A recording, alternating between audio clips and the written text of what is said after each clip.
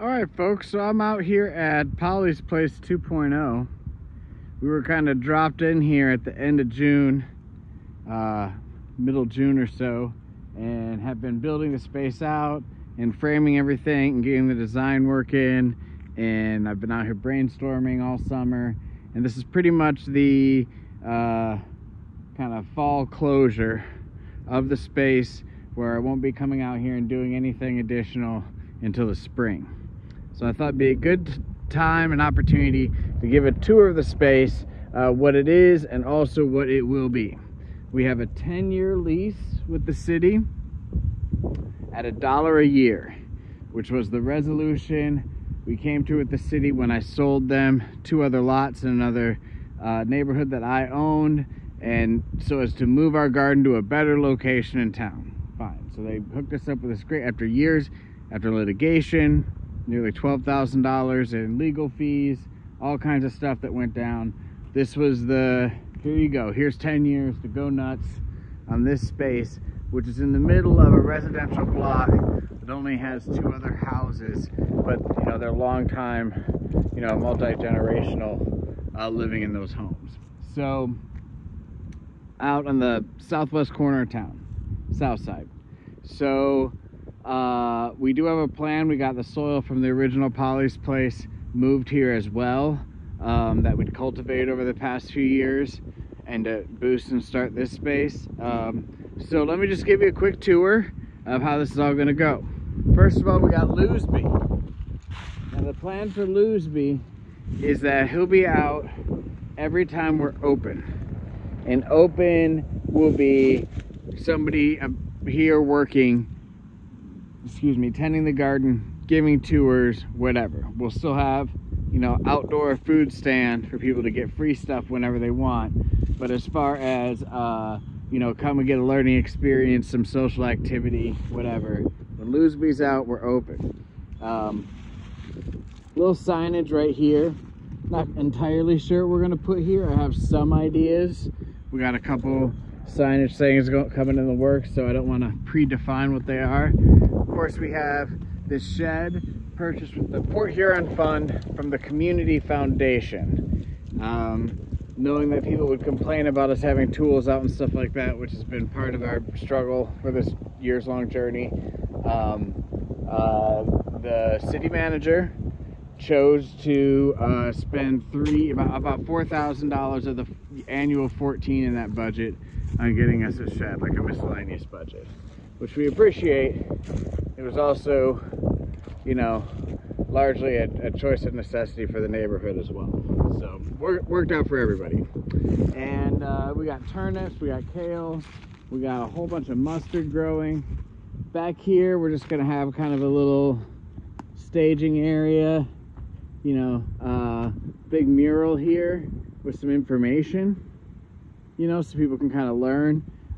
Here, we're definitely going to do signage for all our sponsors, and we're setting up a plan where our sponsors pay for our the labor, pretty much. We want to have gardener class co-owners of Matchstick City that get $600 minimum per year.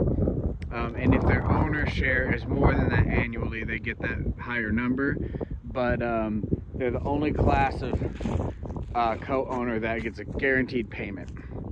And those are people that have an affinity towards gardening, have committed to minimum 40 hours per year, so that'd be $15 an hour, to come out here and tend it and whatever, do what's necessary. I got about 4 people in mind, plus myself, to add if, you know, some of those don't work out or if we have the budget for more. So gardener class co-owners of Matchstick City will be covered by sponsors put on the side of that.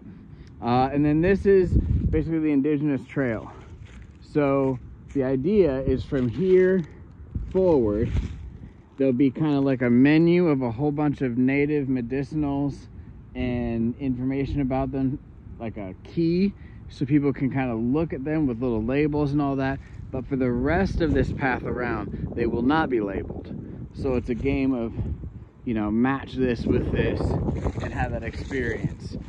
This is our worm farm that will get going next year. Get some red wigglers in there. There's no reason to start a worm farm in the fall here. We're gonna wait till the spring. We're gonna do all berries. I planted some berries back in here, so it's gonna be the berry patch. Blueberries, raspberries, etc. This is a big, heavy composting area. So we're just gonna always throw brush, branch, compost, just build a big, huge pile of compost in there. I'm a big fan of using compost piles to heat greenhouses. I believe here in Michigan it's an underdone thing, and you can really keep the frost off some plants in a greenhouse with that ambient warmth of that warm water coming through that was just piped through a hot compost pile. I've just set this down so it doesn't squeak for the season. It's not broken or anything. It stands up fine.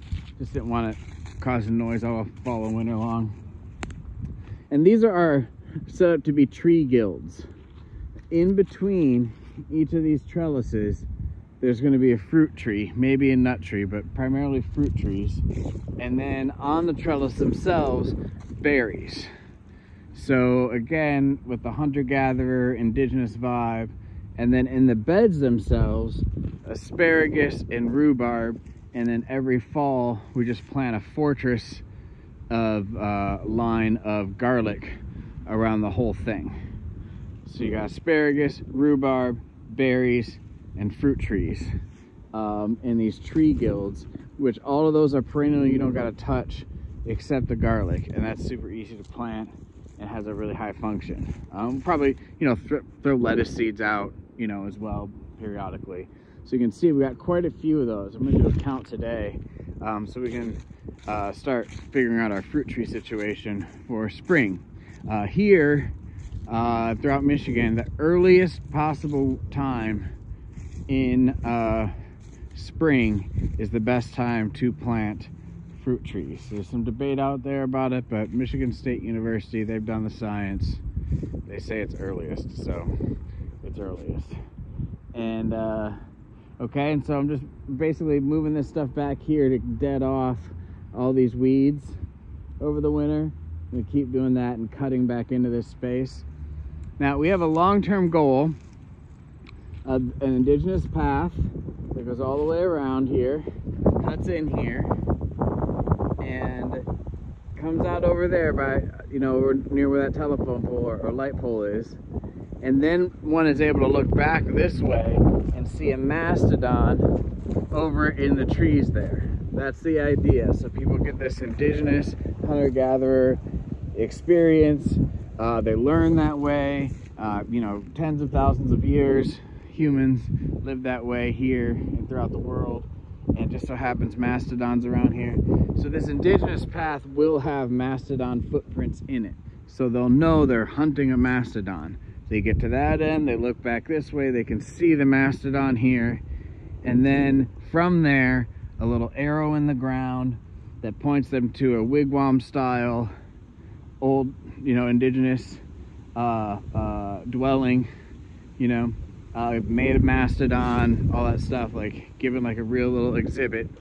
And then, oh, we got a little cat in the woods, little gray-haired buddy, skulking away. Can't really see him, but he's there. Hey, buddy. And then from there to this area, which is our back part of the allotted property, we'll have a like an older trapper fort style installation. So we're moving forward in time now to like, oh, maybe the 1600s, something like that, 1700s. And we're having this trapper fort that the traveler will come into, the self-guided tour, and come into the trapper fort and learn about that era, very early European involvement in this area.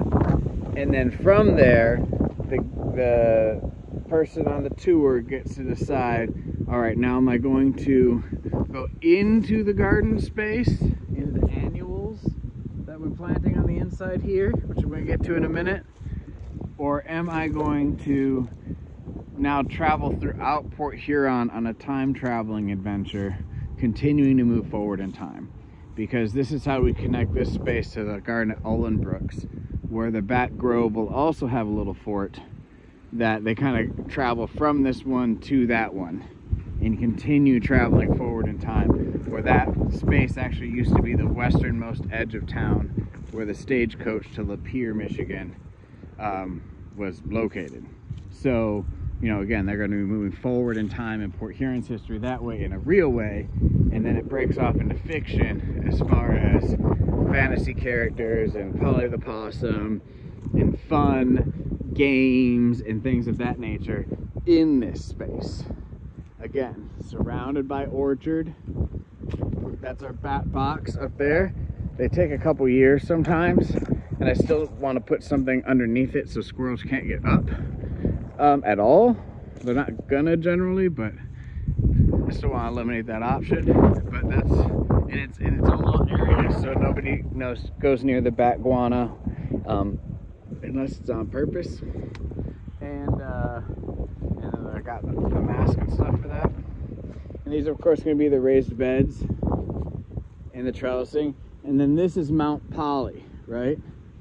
So this is built so that there's enough room here that should we just keep building this whole thing out from this shape on all sides, just forming it up and continuing like one curlicue path up the top, just building it up and out, that you could get to the edge of where the path would be here, and by that point the height of this has all been mapped out, will be the tallest landmass in city limits, Port Huron city limits.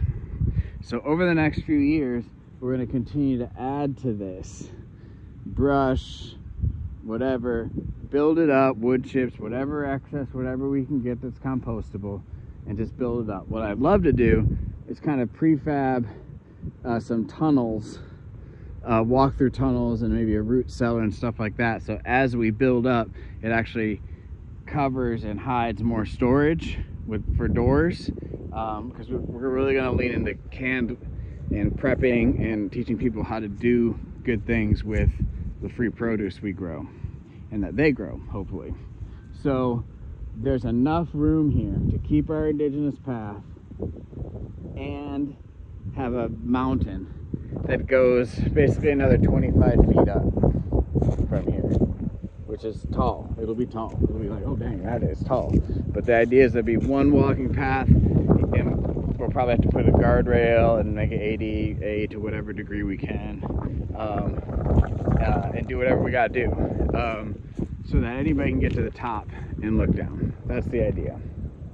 And there's enough room for that. So that's Mount Polly, and then we're gonna have our enclosed fire pit that also just so happens to cook pizzas and bread like any fire pit can do, any grill in any park. So I'm not breaking any rules by building a little pit here.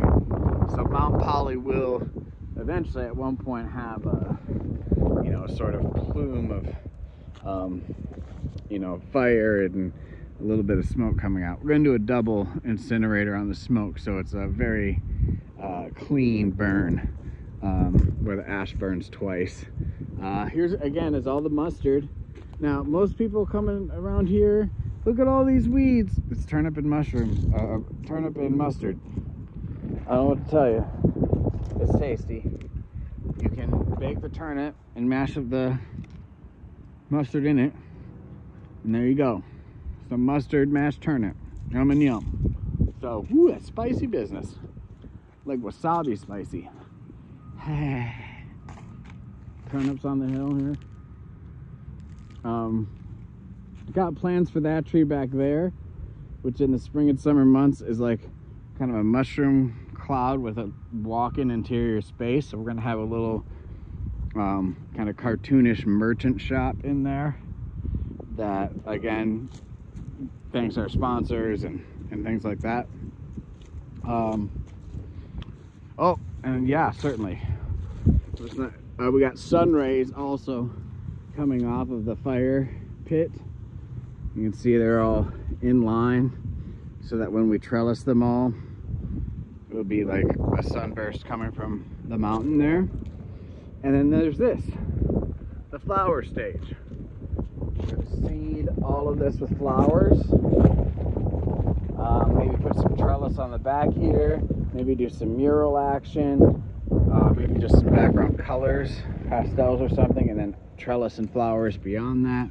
We basically want to make this a destination stage, where the goal here is to make it so kind of neat, innovative, and interesting that the talent in the region starts saying, hey man, have you played the flower stage yet out at Polly's place? Like, that's a fun little thing, huh? And that's it, because we got these, you know, get up here and rock outs. Got the little bigger riser for the drum kit, little front area. You know, your boy knows a thing or three about music, so I know what to build. And a little water feature over there as well. The buckets are little mini composters. People can just put their food scraps right direct in. And nothing you see here is weeds. Nothing that's growing here. This is kale. That's all seeding, which is great, because then it'll self-seed and I won't have to plant more kale. It'll come up. We got turnips. We got mustard. Into season stuff. But this is the long-term vision. Annual garden on the inside. Indigenous hunter-gatherer perennial garden on the outside with an orchard, a berry patch, worm farm, big old composter. Oh yeah, and the spot to the right and in that corner of the annual garden, we'd like to put our greenhouse there. I'd like to do a Walpini where it goes like 4 feet in the ground and we really just have a, you know, a clear cap on it. So you go in the ground, because I think then we can actually grow some citrus, like lemons and maybe some oranges.